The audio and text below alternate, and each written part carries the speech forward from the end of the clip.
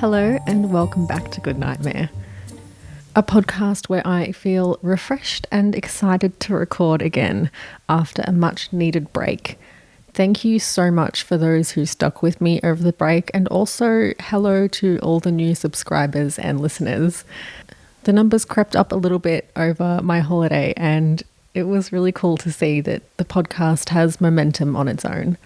Before I get started, I'm going to do something I don't usually do or don't often do, and ask that if you do listen to and enjoy the podcast, if you could leave me a rating and review on iTunes or wherever you listen to podcasts. That would really help me to reach a wider audience. I also have an exciting announcement. I now have merch. There are currently 2 designs in the store, which I'll link in the show notes. It's via Teespring, so it's fantastic, especially if you live in the US, which is where the majority of my audience is. So feel free to check those out, and if you do want to purchase something, use the code GOODNIGHT for 10% off. I'll be leaving that in the show notes as well. Now that all the admin is out of the way, what I'm about to tell you may be one of the biggest pop culture sins I've ever committed. That is, aside from not seeing Pulp Fiction until about last year or the year before. I have never seen Twin Peaks, nor did I know what it was about until I started researching this case. This case was also suggested to me by my mum, who is helping me out with a few episodes by finding cases that she thinks would pique your interest, and mine and hers. My mum actually listens to every episode, so I think she has a great idea of what you will all enjoy. I never knew that Twin Peaks had such a dark origin or inspiration. Hazel Drew was born June 3rd, 1888 in New York, but she would not live to see her 21st birthday. Hazel was employed prior to her death. She was sociable and active in her community. She was well known and well liked around her hometown, difficult to miss with flowing blonde locks and bright blue eyes. It was for this reason, her popularity, that there were so many suspects when Hazel's body was found floating in the Teal Pond on July 11, 1908. Although there were clear signs of blunt force trauma to the back of her head, one of the first articles to be published on her death made the bold claim that it was likely an accidental death that had been framed as a suicide. Personally, I found this quite a leap, given the lack of evidence to support any theory at the time. An article written in the Herald Democrat and published on 16th of July 1908 read, quote, "Mystery of Hazel Drew death probably accidental. That Hazel Drew came to her death as a result of an accident instead of being a victim of murder is the theory put forward tonight as the most possible solution of the Teal Pond mystery. After 5 days' careful investigation in which many theories have been advanced, a motive for the murder is lacking. Nothing has been learned that would warrant the authorities in making an arrest in connection with the crime. This being the case, the accident theory is advanced. The road between Troy and Averill Park is popular with automobilists. A reckless chauffeur speeding along at night may have struck the girl with his car, causing her death. Rather than face the consequences and knowing the country well, it would have been a comparatively easy matter to have taken the girl's body in the car up the lonely road and to have thrown her body into the mill pond. To give colour to the suicide theory, the hat and gloves were left on the bank. Through a postal card received at the Drew home from New Carlisle, Ohio, on the day of Hazel's funeral, addressed to the dead girl and signed Carrie Weaver, it was learned today that Hazel and Carrie were good friends and that they went to New York together to spend Memorial Day. Further into the investigation, there was no shortage of suspects, some coming under a stronger focus than others. Frank Smith was known as a quote, dim-witted farmhand who had feelings for Hazel. He was both witness and suspect.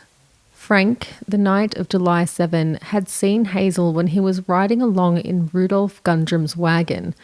Rudolph was a charcoal peddler. Frank recognised Hazel, with hat and gloves that were found on the bank near her body, and waved to her. This was reportedly the last time that she was seen alive. On July 29, 1908, another article was released in the New York Evening World, stating that another witness of sorts had been identified. Hazel's younger brother, Willie Drew, said that Hazel was a devoted sister and that she never would have left him without saying goodbye. At the time of Hazel's murder, Willie was staying with the Sawalski family. Mrs. Sawalski had a son, known as, quote, a big muscular chap of 20 who is regarded as being somewhat lacking in intelligence. He quickly became a suspect. Willie Drew believed his sister was crossing by the pond in order to visit him at the Sawalski home to tell him goodbye before going travelling. Willie reported, I went to the officers today and told them all I knew about my sister's murder. That wasn't much either. I told them I knew Hazel would never have gone away without telling me goodbye. I am sure she was on her way to Mrs. Sawalski's when she started up the road that leads past the pond. She had no other friends in the neighbourhood. He also told detectives that Sawalski was, quote, big and naughty, and that he had been cruel to the animals on his farm. Animal cruelty is now something that we closely associate to people who later in life go on to commit more heinous acts. Sources differ on Sawalski's movements on the night of the murder. The family, of course, states that he never left the farm. However, Frank Smith, who had seen Hazel that same night, said that he'd met Sawalski and talked to him on the road. Sawalski himself denied any claim that he was away from the farm, telling detectives, quote, I went to Troy on July 6, but I was not away from home that night or the next. I did not know Hazel Drew's body had been found until the following Monday, when Willie, who had been staying at our house, told me he was going to Troy to help look for the murderer. Evidence was conflicting and confusing, not allowing for a solid lead or investigation. There were no clues as to what the murder weapon was, or what the motive could have been for someone to murder Hazel Drew. But it was believed that she was travelling to see her younger brother, and on the way had been taken from the road, murdered, and her body left in the Teal Pond. Personally, I can't fathom why the murderer would remove her hat and gloves and leave them on the side of the bank, except to try to frame it as something other than a murder. Other suspects were unclear. Hazel's family had suspicions, as per an article in the Albany Times-Union on July 18. In fact, they suspected a member of their own family, but they weren't willing to share the information with the district attorney. Hazel's father believed that Hazel had been engaged previously, around the age of 18, but that the man she was engaged to had run off with another woman. Her mother stated that Hazel hadn't dated for more than a year since, so this ruled out the idea of a spurned lover hell-bent on revenge. Hazel's best friend Carrie Weaver spoke fondly of Hazel, saying she never saw her in the company of men, she didn't have a partner, and that she was incredibly thrifty. She could not imagine why anyone would want to harm Hazel. And for the life of me, I can't put it together myself. With evidence and motive lacking, none of the suspects could be held accountable for Hazel's death. Needless to say, the mystery of her murder has remained unsolved to this day. A lot of the information on today's episode comes from articles gathered on and presented on hazeldrew.com. I very highly recommend visiting this website and seeing what sense you can make of Hazel's murder. The website provides transcripts of articles from the time of her murder, as well as more modern theories. you may be wondering how this tied into Twin Peaks. Hazel's murder happened near Tabberton in New York, where Mark Frost, co-creator of Twin Peaks, spent a lot of his youth.